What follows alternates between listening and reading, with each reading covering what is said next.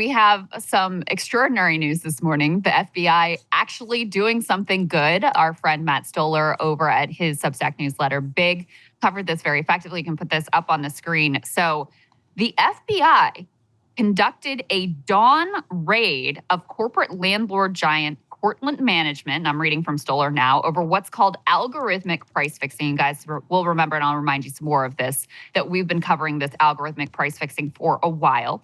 He says this corporate real estate management firm based in Atlanta rents out 85,000 units across 13 states.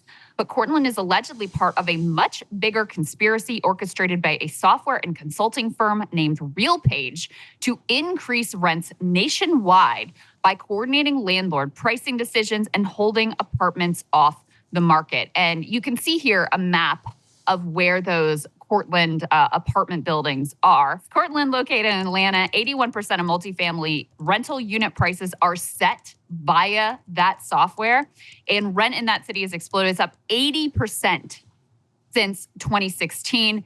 Stoller notes, and I didn't realize this, Saagar, I don't know if you are more the history buff, but he says that the FBI used to be deeply involved in these antitrust investigations, but it's been a long time since we've seen that. But just to remind people of some of the coverage we've done on RealPage, effectively what happens is they've found a way to use algorithms to do price collusion.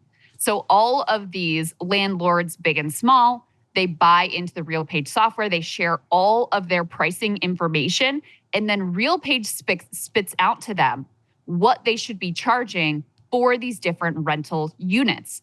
And, ordinarily, when you have units that are vacant, then that would, lead to price drops. But since you have this level of coordination artificially keeping prices high, even as there are more and more vacant apartments, you continue to have rents going up and up and up. So we've seen some indications of enforcement action in different places across the country that they may be cracking down on this algorithmic price collusion that very much looks like an illegal cartel. And this FBI raid seems to be signaling that they're upping the ante and getting more aggressive and potentially enforcing here.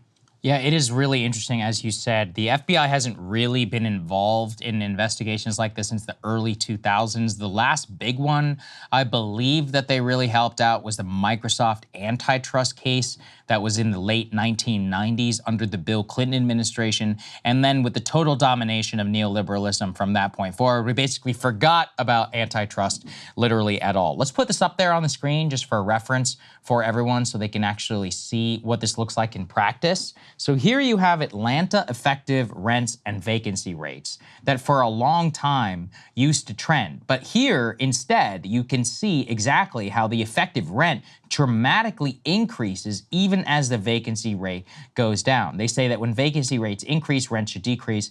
At pre-2016, rents had a corresponding negative correlation than as one would expect, and how that changed right about the time that property managers all began using RealPage. So you can see a complete example in front of you of how much of an impact this has had on consumers. And we're talking too, if we look exactly at that flip in 2016, whenever that crossed, we went from an average around like $900 of monthly rents we're now up to the $1,500 or so figure. That's a lot of money from 2016 or so onward. I mean, that's you barely do the math here, but it's a double-digit percentage increase that is nowhere even close kept up with wages. And that's why rent today is one of the leading drivers of inflation. So this is definitely a welcome investigation. It's definitely the type of thing that we should see seeing more of. Let's also put this up there on the screen. I want to flag for everyone. There's a great new report out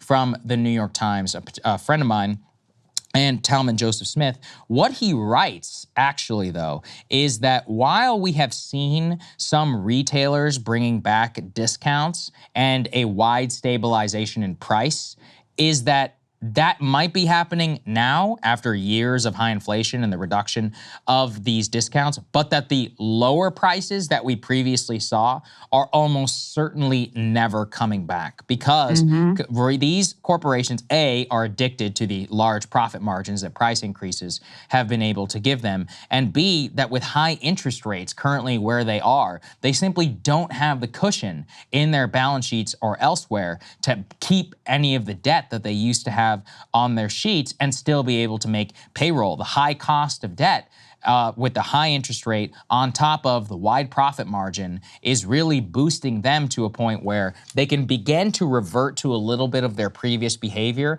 but that any of the 20% or so inflation that we saw over the last 3 years is never going to go back down. Obviously, that fits with inflationary history, but if you keep that in mind for where things are, a stabilization of where we currently are, let's say with consumer price or even food goods of some 20, 25%, that is devastating when we consider that wages did not increase even 1/3 of that amount in the same amount of time. You add gas and we add rent to that, and we are looking at cumulative inflation, which is more than double digits in almost every single category, making it much, much, much more difficult. On top of the home price currently being so 20% down payment, is more than double, I believe, the median annual income of the United States for any sort of for the average dwelling, just some $450,000 house that people can afford. So this is an affordability crisis across the board. This is exactly the type of action that we need to try and bring prices down. It's literally the only thing that could possibly save people. Yeah, this is one of the bright spots of the Biden administration. Like, we give them a lot of crap for a lot of their other terrible policies that they deserve. But they do deserve praise here. I mean, they have brought back antitrust in a way that we haven't seen in really since the neoliberal era. And that's been a concerted effort. And it's one that Wall Street absolutely hates. It's part of why you have a lot of billionaires who previously were skeptical of Trump, who are now like cool with Trump or actively on board with Trump. If you put these two stories together, the retailers and what they're thinking about prices, and then this price fixing massive scandal when it comes to apartments, and also what we talked to Stoller about before about this price fixing scandal when it came to oil companies.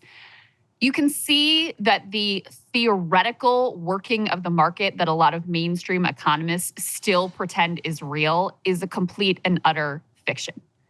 Like, when it came to inflation, we were told for so long that no, the market just sets the prices, and it's just because of these supply shocks, and it's because of the programs we did during the pandemic to help ordinary people, and that's all that's going on here. Even as corporate CEOs were literally bragging on earnings calls that they were able to jack up prices and jack up their profit margins using the excuse of inflation. Like, they were admitting it out in the open, but we were just so supposed to pretend, oh no, the market, that would never happen in the market. We can see very clearly that that is not the case, right? You now have retailers who are saying like, okay, we've basically bled people dry. They can no longer afford this, insane price increases. So we're going to do some limited discounts as basically like a branding play to convince them that we've got their back. And they've become very price sensitive because, again, we've basically bled them dry. So we're going to, on a few items, we're going to discount them to try to get people back into our stores and to try to convince them that we're not the just like greedy corporate ghouls that they accurately perceive us as. But another piece of this, Saagar, that they point to in this New York Times report of why we're not likely to get back to that price competition that we had in the 2010s that was very beneficial to consumers is also because of algorithmic pricing. We covered how Wendy's floated the idea of doing like different pricing, demand surge pricing, and there was a huge outcry, and they sort of backed off of that. But Wendy's was just the tip of the iceberg. They interview this person, Deborah Weinswig, who's the CEO of Coresight Research. They advise clients on how to do quote unquote dynamic pricing so that depending on, for example, depending on where you live, if they know, hey, you probably really want this product and you probably can really afford this product. So we're going to geocode you and see that when you are accessing our website from this particular zip code and we've got your whole consumer profile built, you're going to get this price. This other consumer over here who has a different profile, well, they're going to get a different price. It's outrageous. She even acknowledges that it's sort of outrageous. She says it's in some ways pretty outrageous. Why should I pay more? But that's the direction that they are going in, using technology, not for the betterment of mankind, but to squeeze consumers for absolutely everything they are worth. And the New York Times is pointing to that as a key factor of why you're not likely to see prices significantly decline and get into these like competitive price wars that retailers previously were engaged in, a decade or so ago. Yep, exactly right. So this is very welcome, but still some very troubling signs in the economy at large. Hey, if you like that video, hit the like button or leave a comment below. It really helps get the show to more people. And if you'd like to get the full show ad-free and in your inbox every morning, you can sign up at breakingpoints.com. That's right. Get the full show, help support the future of independent media at breakingpoints.com.